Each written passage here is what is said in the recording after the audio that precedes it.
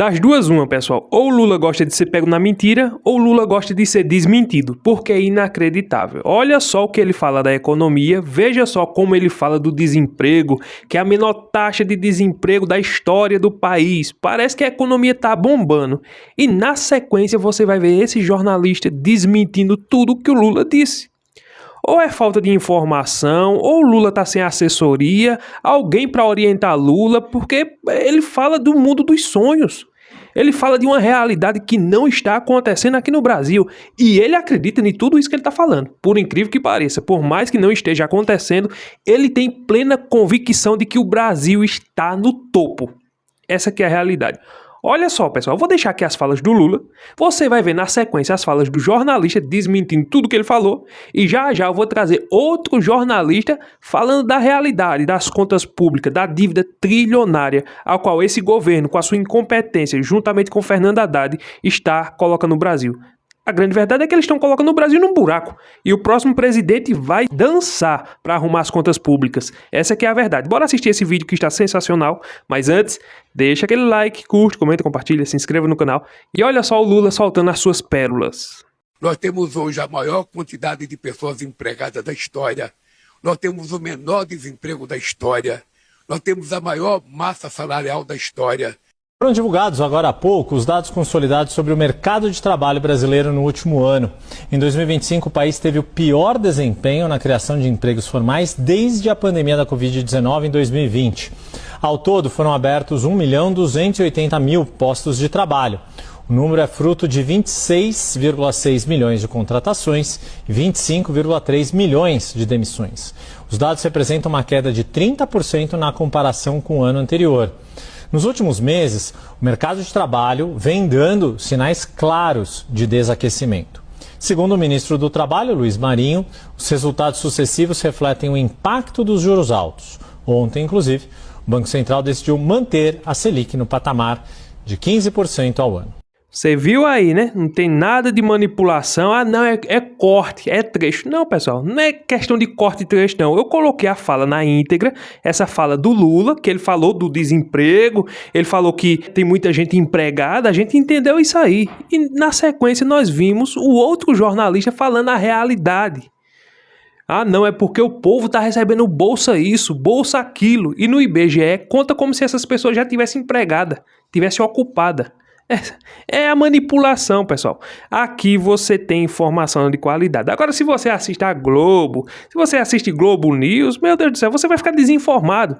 Lá eles passam para você que tá tudo bem, a economia tá bombando, o Brasil tá crescendo, Lula é o melhor presidente do mundo, mas aqui você tem a realidade. É por isso que eu digo a vocês, inscreva-se aqui no canal, curte o vídeo, porque aqui todos os dias você tem boas informações. Agora, olha só a realidade, o buraco que esse presidente colocou o nosso país e que o próximo presidente vai dançar para arrumar a casa. Essa aqui é a realidade. O próximo presidente vai pegar uma batata assando. Olha isso aqui, pessoal. Não só assando, queimando e tostando. Olha isso aqui. O Brasil nunca tinha gasto tanto dinheiro assim. É um governo que gasta mais do que arrecada, gera consequências. E o ano de 2025 foi absolutamente impressionante, mas pro lado negativo.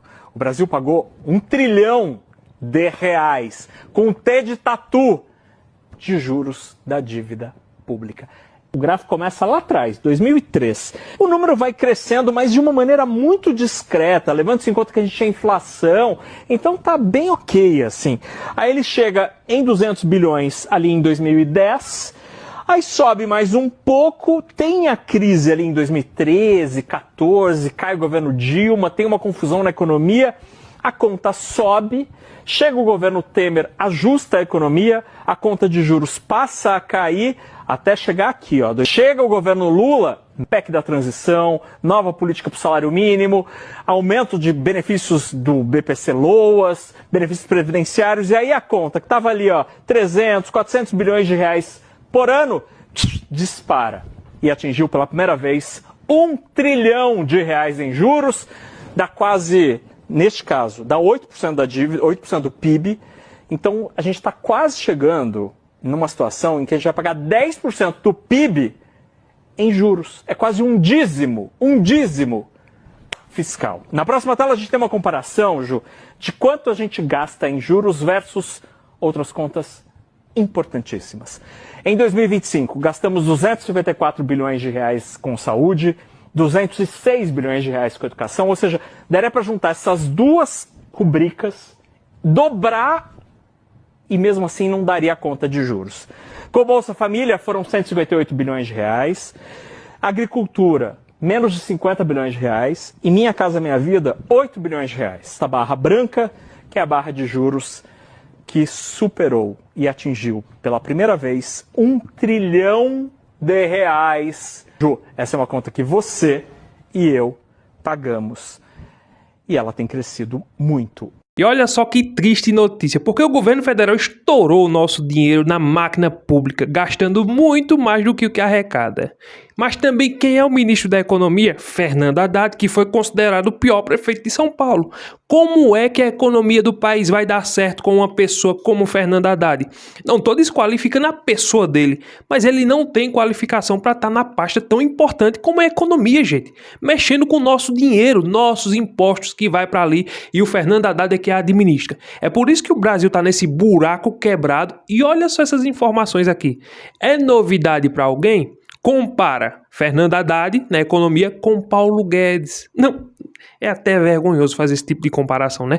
Olha só essa informação aqui, pessoal, porque cada dia tem uma novidade diferente, pior do que a outra. É inacreditável.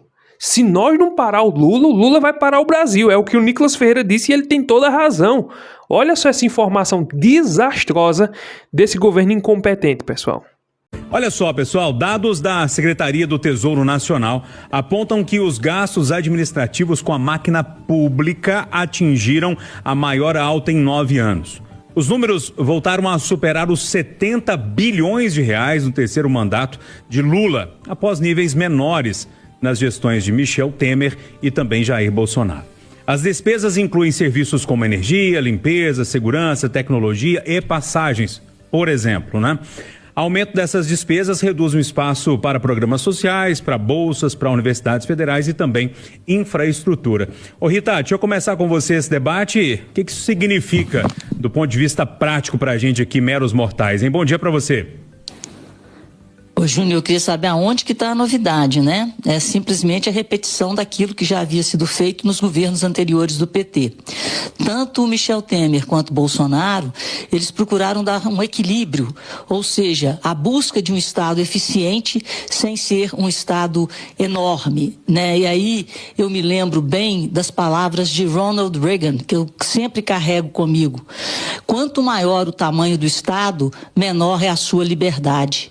Porque se você tem que trabalhar para carregar um Estado inchado, corrupto, ineficiente, o Estado está tirando das famílias e das empresas o dinheiro da prosperidade, o dinheiro do crescimento. E, se salvo engano, o governo Lula tem hoje 38 ministérios.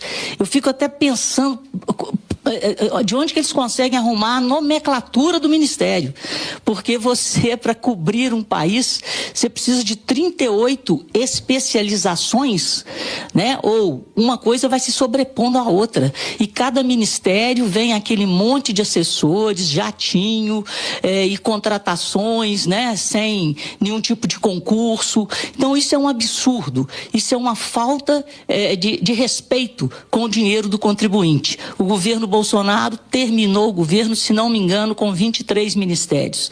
Então essa é a diferença do liberalismo para o capitalismo de Estado. O que nós estamos vivendo realmente é um socialismo, um capitalismo de Estado. É o Estado cada vez mais presente na sua vida, sob a forma de impostos, sob a forma de cobrança para sustentar essa máquina que não para de crescer e deixa como rastro corrupção e ineficiência. E se tá ruim pro Lula e pra seu governo, agora olha essa notícia aqui que envolve o filho de Lula. Pessoal, o cara tá envolvido. Não é até o pescoço não, pessoal. É até o último fio de cabelo da cabeça dele. Porque é aquela frase que diz, né? Filho de peixe, peixinho é. Puxou ao pai. Já viu aquela que você olha pra uma criança e diz, tu puxasse a teu pai. Aí pronto, o Lulinha puxou ao Lulão. O Lulão a gente sabe que os envolvimentos dele, né? Petrolão, mensalão, aposentão, eletrolão. tá aí os Correios quebrados, tá o Lula aí que parece estar emaranhado aí junto com o Vorcaro, e o filho dele parece que puxou o exemplo do pai. Tá envolvido com o careca do INSS, recebia R$300 mil por mês, agora as investigações estão indo para cima dele, e olha só o que o presidente da CPMI, o Carlos Viana, vai falar com relação às investigações, porque ele já sabe quem estão envolvidos, quem são as pessoas, e veja só, logo, eu não duvido nada que vai sair prisão do filho do Lula. A pergunta que fica é, por que até agora não já colocaram uma tornozeleira eletrônica no filho do Lula? Não sei porquê, né? Olha só isso aqui que o Carlos Viana vai falar e já vou trazer mais informações sobre o filho do Lula que está enroscado. Coitado do Lula, isso tá sendo uma dor de cabeça. Esse ano de eleição para o Lula está sendo um tormento. O Lula, não sei como ele tá conseguindo dormir. Deve estar fazendo terapia, a Janja deve estar fazendo, mas não sei. Olha só o pesadelo na vida de Lula, porque o filho tá sujando o próprio pai. Olha isso aqui, pessoal, essas informações primeiro com o presidente da CPMI, Carlos Viana. Nós já sabemos quem roubou, quanto roubou, como roubou, e já sabemos que as providências para que novos roubos não aconteçam também foram tomadas. Então já tivemos uma grande vitória. A minha contribuição como presidente agora, fugindo de todo o debate eleitoral, é nós colocarmos ordem nessa ciranda financeira que está escravizando os aposentados brasileiros nos juros absurdos de 22% ao mês. A relação do Master com CDBs do Banco de Brasília, com relação do Judiciário, com investimentos, isso não é nossa função.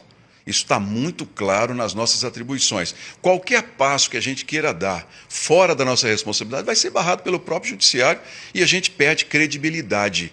Nós estamos caminhando para o final da CPMI. Esse relatório, eu digo para vocês com muita seriedade, vai ser entregue ao povo, porque se depois a Procuradoria vai agir ou não, aí já não é a nossa parte. Mas nós não fugimos da investigação, de convocar quem quer que seja e de dar ao povo a resposta que as pessoas precisam. Esse é a minha preocupação, é quem está acompanhando a CPMI saber o que aconteceu e tomar a decisão. O eleitor brasileiro, esse é um ano eleitoral.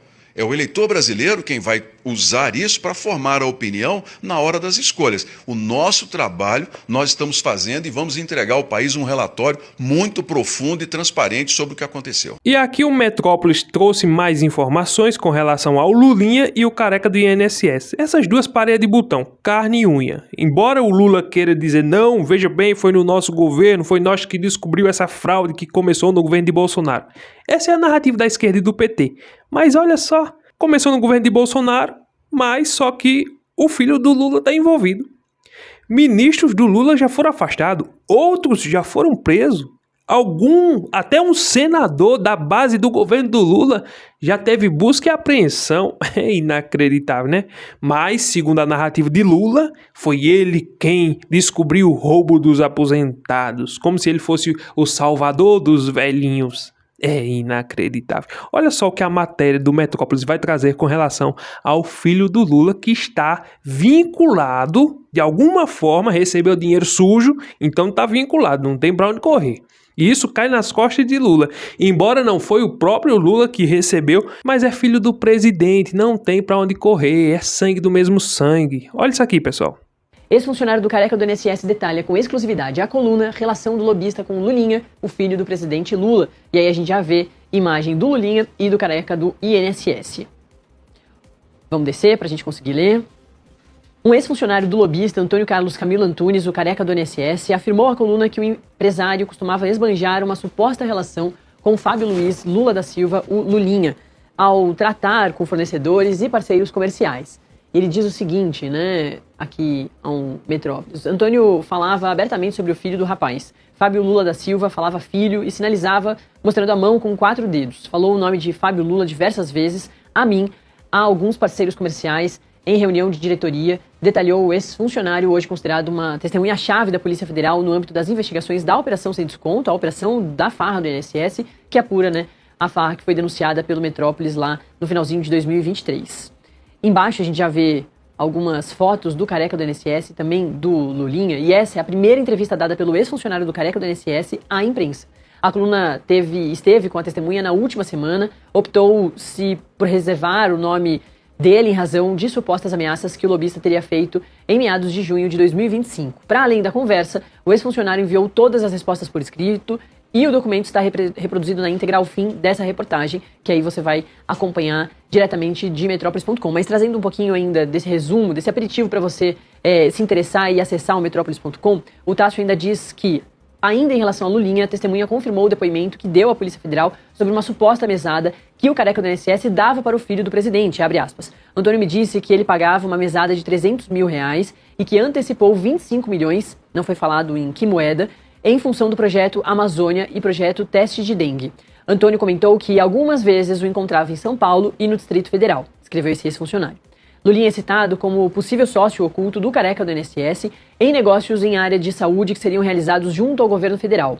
Uma dessas parcerias previa o fornecimento de cannabis em larga escala ao Ministério da Saúde. Diálogos obtidos pela Polícia Federal entre o lobista e um outro funcionário revelam que o empresário mandou R$1,5 milhão para Roberta Luxinger, que é amiga do Lulinha e alvo da última fase da operação sem desconto. Em uma dessas transferências, o careca do INSS explicou por mensagem de texto que o dinheiro era para o filho do rapaz, possivelmente se referindo a Lulinha. Esses detalhes já trazidos em outro momento pela própria coluna do Tássio Lohan aí, ele e a Luxinger, né? A amiga do filho do presidente, Lula, é apontada como núcleo político do careca do INSS. Mesmo após a deflagração da primeira fase da operação em abril de 2025, ela manteve relações com o lobista, segundo a Polícia Federal. A corporação também identificou, a partir de trocas de mensagens entre a Roberta e o careca do INSS, que ela avisou o empresário que a Polícia Federal apreendeu um envelope com o nome do nosso amigo, aspas aí, e manifestou preocupação com a divulgação desse vínculo. Conforme revelou a coluna, novas mensagens em posse da PF revelam que o careca do INSS mandou entregar em dezembro de 2024 um medicamento para o apartamento que Lulinha morava em São Paulo. A encomenda foi endereçada a Renata Moreira, esposa de Lulinha, e procurado, à época, Fábio Luiz Lulinha declarou desconhecer o assunto e negou qualquer relação de proximidade com o careca do INSS.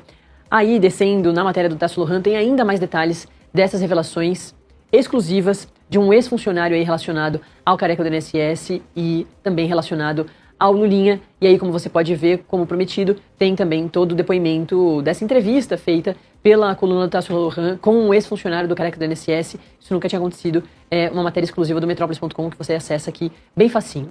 É como eu sempre digo, filho de peixe, peixinho é. Agora vejam só, porque a Carmen Lúcia foi designada para ser a relatora do Código de Conduta, do código que vai colocar a Suprema Corte em ordem. A partir do momento em que a Carmen Lúcia começar a relatar o caso, que vai ser na próxima quinta-feira, o Brasil vai entrar nos trilhos e o Supremo Tribunal Federal vai ser o mais justo do mundo, porque o Código do Fraquinho vai colocar ordem na casa.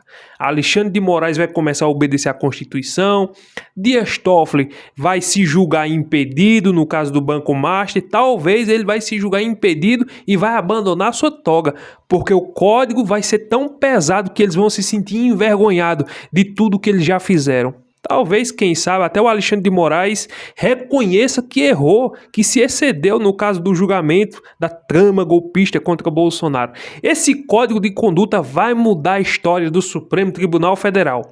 Todo o povo brasileiro, você que não acredita no Supremo Tribunal Federal, a partir do momento em que esse código começar a ser executado, tenho certeza que você vai começar a acreditar nos ministros. Você vai conseguir enxergar pureza em cada um deles. Você vai ver lágrimas nos olhos, verdade, clareza, honestidade, transparência. A Suprema Corte vai ser totalmente imparcial, não vai ter mais politicagem. Por quê? Porque o Código de Conduta do Fachin vai entrar em execução. E quem vai ser a relatora? A Carmen Lúcia. É até uma piada, né, pessoal? Mas olha só esse comentário aqui, sensacional, com esse jornalista falando desse código de conduta, que pra mim não serve nada, é igual um papel higiênico, joga isso fora, é descartável. Vai mudar a essência dos ministros, vai mudar o coração deles, vai transformar eles, esse código de conduta, umas palavrinhas, ministro, você não pode, viu, falar alto, viu, respeita os mais velhos, ei, o ministro não pode passar no sinal vermelho, respeita o sinal. É isso o código de conduta, é? Tem que respeitar o pai e a mãe, viu? É isso o código de conduta? É brincadeira. Isso aí você ensina a criança em casa. Olha só esse comentário com esse jornalista com relação a essa aberração do Supremo Tribunal Federal. Eu vou usar o jeito Vitorino de ser. Não vai mudar nada. Código de ética. O Alexandre de Moraes vai mandar cancelar o contrato de 129 milhões da mulher dele? O Toffoli vai explicar o que realmente acontece nas pousadas, aquele negócio que ele tem lá? Eles vão explicar isso? Ah, para! Estão tomando a gente por bobo? Porque a sensação que se tem é essa. O STF não tem mais hoje estatura para ser respeitado no país. Se critica o legislativo, se critica o executivo, mas o STF hoje chegou literalmente ao fundo do poço. Ouso dizer que é a pior formação que a Suprema Corte brasileira já teve na sua história. Isso é uma tentativa de dar uma satisfação para a opinião pública, de que vão mudar, vão botar freio. Não vão mudar nada. O Toffoli vai continuar fazendo as dele, o Alexandre de Moraes vai continuar rico via mulher dele, o Gilmar Mendes vai continuar tendo os negócios dele. Não vai mudar nada. Porque ética, existe regras que têm que ser postas antes de fatos. Quando os fatos constrangedores como esses que nós vivemos acontecem, não adianta depois colocar código de ética, porque eles não vão responder. O espírito de corpo do STF é maior que qualquer conceito de ética. Vamos lá, Carmen Lúcia é uma fundamentalista de esquerda, faz reuniãozinha com a turma de esquerda, com as lideranças do PT. O Fachin é professor de uma federal lá do Paraná que defendeu a Dilma, é também um fundamentalista de esquerda. O que separa esses é talvez que não tenham no seu histórico fatos aterradores, como esses contratos milionários familiares, enfim. O cara, para resolver hoje, é contratar escritório que tem familiar de ministro da Suprema Corte. E talvez vocês não saibam, são 8 ministros da Suprema Corte que têm familiares advogando no STF. E olha só, pessoal, o Peninha, aquele que zombou da morte de Charlie Kirk, que zombou das filhas do Charlie Kirk, porque agora elas iam ficar órfãos, sem pai. Ele agora decidiu atacar o Nicolas Ferreira e o pai do Nicolas Ferreira. Veja só, cristão agora não é para votar. É inacreditável. Esse cara não tem o que fazer. Eu não sei se é inveja, se é ciúme. É igual os esquerdistas, né? Igual o Lindenberg Farias. Criticando Nicolas Ferreira por causa da caminhada que, né? No começo não tinha quase ninguém, só o Nicolas Ferreira e algumas pessoas. O Lindenberg zombou. Depois que ele viu a multidão, ele se preocupou, quis acionar a Polícia Federal para parar aquilo ali, não podia, não sei o quê. Agora esse Peninha decidiu zombar do Nicolas Ferreira. Olha só as palavras lamentáveis desse cidadão e olha só o que o Adrilles vai falar, porque é sensacional esse comentário do Adrilles também. Essa criatura, o Nicolas Ferreira, filho de um pastor evangélico. Eu suponho que o pastor Edésio, pai dessa criatura, não possa ser um desses. Porque senão ele não teria deixado esse guri virar o que virou. Esse guri de porque é um guri de né? É um guri de Ele ataca novamente. Peninha, o mesmo que comemorou o assassinato de Charlie Kirk e a orfandade das filhas de Charlie Kirk, agora ataca um pai de família, o pai de Nicolas, simplesmente porque odeia seu filho, odeia Nicolas Ferreira. Ataca a religião cristã, dizendo que um pastor pasta. Ataca a origem humilde de Nicolas Ferreira, que nasceu numa favela. Ataca simplesmente porque odeia quem pensa diferente. Mas não é só isso. O Peninha é o autor de história, o historiador mais lido, comentado e ensinado a jovens, crianças e adolescentes desse país. Peninha é a personificação não só do discurso, mas da ação odiosa de uma esquerda que quer linchar, assassinar, matar, violentar e estigmatizar como fascista, como ignorante, como estúpida, toda pessoa que não reza e comunga da cartilha progressista. Progressista pro abismo. Peninha, nada lhe aconteceu depois que ele, volto a dizer, comemorou a morte, o assassinato de um pai de família e agora cospe na cara da religião cristã, cospe na cara de um pai de família porque odeia seu filho. O ódio da esquerda é recompensado. Peninha continua a dar entrevistas, a ser celebrado, a ser homenageado e a ter seus livros vendidos, reverberados e colocados. Esse monstro formado de ódio tem seus livros lidos, terá seus livros lidos pelo seu filho.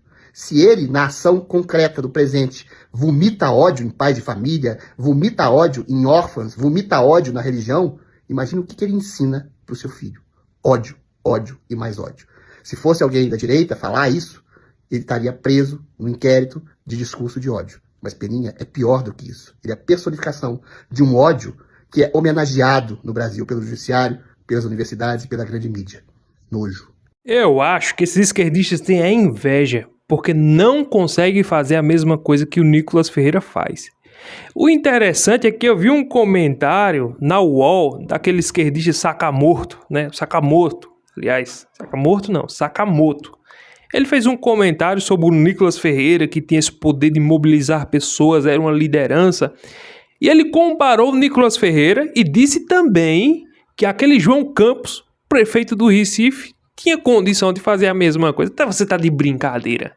Eu pergunto, aqui no Brasil, qual é o jovem deputado, assemelhando ali ao Nicolas Ferreira? Tem a Tabata Amaral, tem o Nicolas Ferreira, vamos lá, tem esse João Campos, um ou outro ali, mas qual é o deputado? Qualquer um. Pega deputado, senador e até o Lula. Quem é deles que consegue mobilizar e liderar pessoas como nós vimos o Nicolas Ferreira liderando e mobilizando? Nenhum. Nem o Lula consegue fazer o que o Nicolas Ferreira fez. Porque o Lula toda vez ele tá aí viajando o Brasil, inaugurando uma coisa, inaugurando outra, fazendo uma coisa e outra, né? Inaugurando aquilo que os governadores fizeram, não o que o Lula fez. Mas tá lá, tá um pingado de gente. E quando vai ao Sem Terra, é o pessoal da CUT, tudo de vermelho, com aquela bandeira da CUT, balançando pra lá e pra cá. E dá pra contar o pessoal que tá ali, viu? Dá pra contar. Agora o Nicolas Ferreira saiu sozinho, determinado. E as pessoas viram o exemplo dele, viram a atitude dele e aderiram. E é como o Nicolas Ferreira disse, eu concordo plenamente com o que ele disse. Foi Deus que tocou nos corações das pessoas, moveu aquelas pessoas para irem e aderirem àquela caminhada. Ou seja, nós descobrimos hoje na direita só tinha Bolsonaro que fazia isso. Só Bolsonaro mobilizava multidões. O Alexandre de Moraes decidiu prender Bolsonaro, que essa aqui é a verdade, ele decidiu prender, não foi prova, o golpe, nada disso. Ele decidiu prender, o sistema quis calar a direita. Vamos sufocar Bolsonaro, que vai acabar o bolsonarismo, a direita não vai mais conseguir mobilizar pessoas. Se enganaram, foi um tiro no pé, porque o que o Nicolas Ferreira fez foi reacender a chama que estava apagada e que os ministros da Suprema Corte queriam apagar.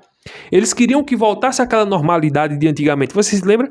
Era Lula de um lado, Geraldo Alckmin do outro, e eram os dois se batendo, você é corrupto, você é ladrão, e você é isso, você é aquilo, e hoje nós sabemos. Tudo farinha do mesmo saco. Um é vice e o outro é presidente. Inacreditável. O Alckmin disse que o Lula ia voltar à cena do crime. E o Alckmin decidiu dar as mãos pra ele e voltar junto. Bora, Lula, eu vou voltar mais tu pra cena do crime. Que vergonha, né? Então, voltando à questão, esse Peninha, que é uma criatura, não sei que palavra usar para definir esse cidadão, né? Ele riu da morte daquele Charlie Kirk. Não sei se esse é o nome, Charlie Kirk, mas você entende, você sabe quem é que eu tô falando. Ele riu, ele zombou. O rapaz deixou a esposa, 2 filhas. Ah, mas o que era que o Charlie Kirk estava fazendo? Quebrando? Assaltando? Estava fazendo o quê? Roubando? Não, estava discursando, estava debatendo ideias. E um enciumado da esquerda decidiu tirar a vida dele. Não tem, como nós sabemos, não tem argumento para debater. Então, infelizmente, tirou a vida dele. E hoje aqui no Brasil nós temos, não um Charlie Kirk, mas um Nicolas Ferreira, que pode se assemelhar assim também, no mesmo perfil assim, conservador, cristão, pai de família, 2 filhas, tem uma família muito bonita, um deputado federal que não tem nada, não tem nenhum escândalo de corrupção, uma pessoa limpa, honesta, e que muitos esquerdistas têm muita inveja. Ai, que deve dar uma dor de cotovelo tão grande em tantos esquerdistas. Tenho certeza, Nicolas Ferreira não tem idade, não pode ainda. Mas se ele fosse disputar uma eleição para presidente agora contra o Lula, alguém tem dúvida que ele levaria e se brincar até no primeiro turno? Eu não tenho dúvida disso, mas cada coisa no seu tempo, né? Talvez ele vai disputar até o governo do estado dele, não sabemos. Se for, é bom para Minas Gerais.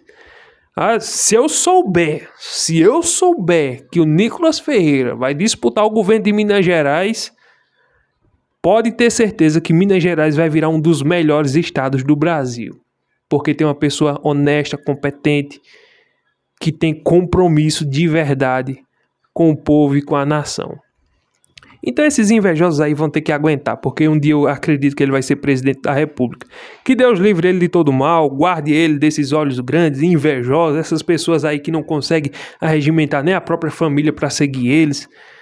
Que Deus tenha misericórdia dessas pessoas, né? Que Deus abençoe o Nicolas Ferreira. Se você gostou do vídeo, não esquece de deixar aquele like, curtir, comentar, compartilhar, se inscrever no canal. E até o próximo vídeo, se Deus permitir.